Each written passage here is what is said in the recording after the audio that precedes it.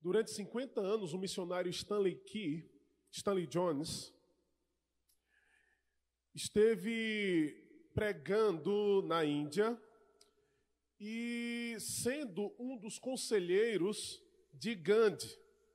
Então, não é por acaso que Gandhi ele faz um movimento pacífico, tendo em vista que ele tinha um real interesse pelo Evangelho de Cristo Jesus.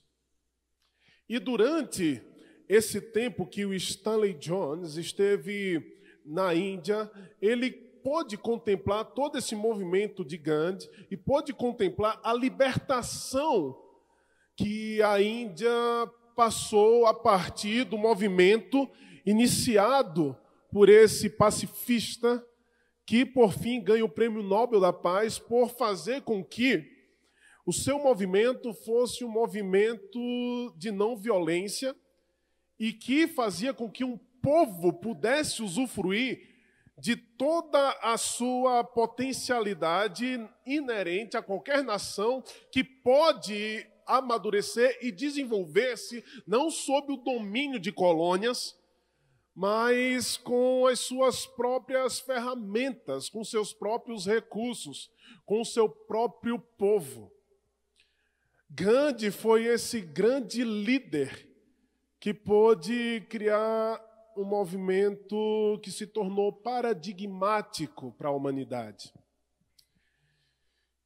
E Stanley Jones, encontrando-se com seu amigo Gandhi, ele pergunta a Gandhi: Gandhi, você que admira tanto os ensinamentos de Cristo e conhece tanto desse Evangelho, por que resiste em aceitá-lo como ele se revela, como Cristo?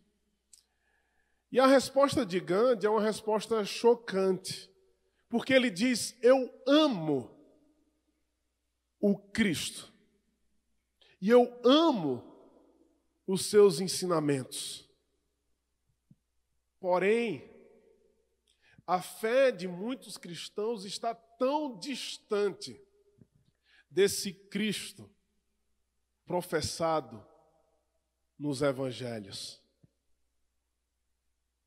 Por isso eu creio no Cristo que vocês pregam, mas eu não creio no Cristo que vocês vivem.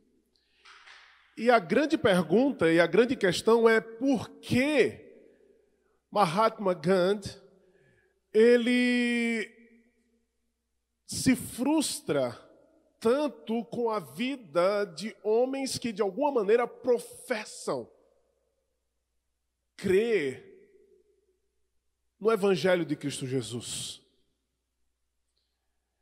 E quando a gente olha para a biografia de Gandhi, nós vemos que enquanto jovem advogado, lá na África do Sul, ele decide ir a uma reunião de adoração de determinada igreja. Porém, uma época extremamente complicada e difícil na África do Sul, porque era a época do apartheid. Era a época de grande confronto racial. E então, Gandhi, enquanto subia as escadarias daquela comunidade, foi interpelado por um dos seus líderes que perguntou: o que é que um negro vem fazer aqui pela manhã em nosso encontro? E Gandhi naturalmente respondeu: eu vim cultuar junto com vocês nessa manhã. Ao que aquele sul-africano branco, alto e líder naquela comunidade falou: esse lugar não é para negros, por favor, vá embora. Não é por acaso que Gandhi se apropria para fazer um movimento de paz daquilo que Jesus ensinou, dá a outra face ao receber um tapa em uma das faces do rosto. Não é por acaso que ele inicia um movimento onde procura de alguma maneira estabelecer paz, não por armas, mas por atitudes de amor, de bondade.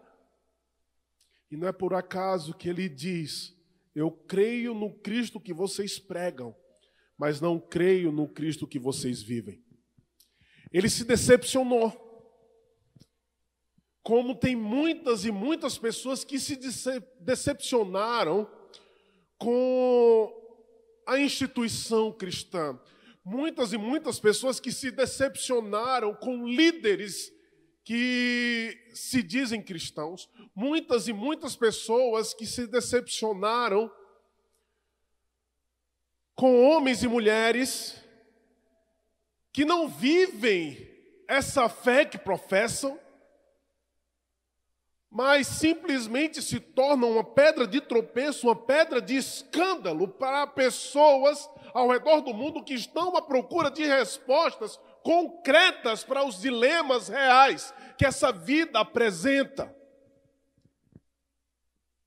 Por isso que as Escrituras, elas são de fato a fonte de autoridade para qualquer instituição, para qualquer pessoa ou para qualquer líder que se considera cristão e que se considera porta-voz do Evangelho.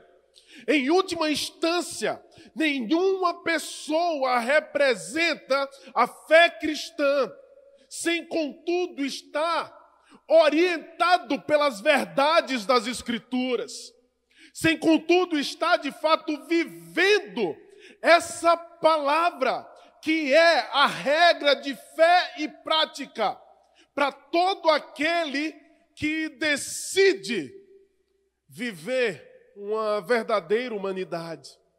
Aquilo que o Evangelho ensina, aquilo que a fé cristã professa. Então, quando você vê tantos e tantos escândalos relacionados a instituições, a líderes, eu quero desafiar você a não impor julgamento sobre toda uma comunidade de cristãos. Porque, de fato, tais homens e mulheres, eles se tornam escândalos porque eles se voltaram para si mesmos, se voltaram para a sua ganância, se voltaram para o seu próprio egoísmo, se voltaram para as suas cobiças em relação a poder, em relação à riqueza, em relação a domínio sobre pessoas e se esqueceram dessa verdade do Evangelho. Por isso, não nos representam. Por isso que tantas igrejas heréticas, neopentecostais que pregam a teologia da prosperidade, que enganam e manipulam pessoas, não nos representam. Por isso que Flor de Lis não nos representa. Por isso que tantos e tantos outros que pegam e se apropriam de púlpitos e de multidões para falar uma mensagem, mas não expressam a realidade do Evangelho de Cristo Jesus, não pode representar o que é a fé cristã.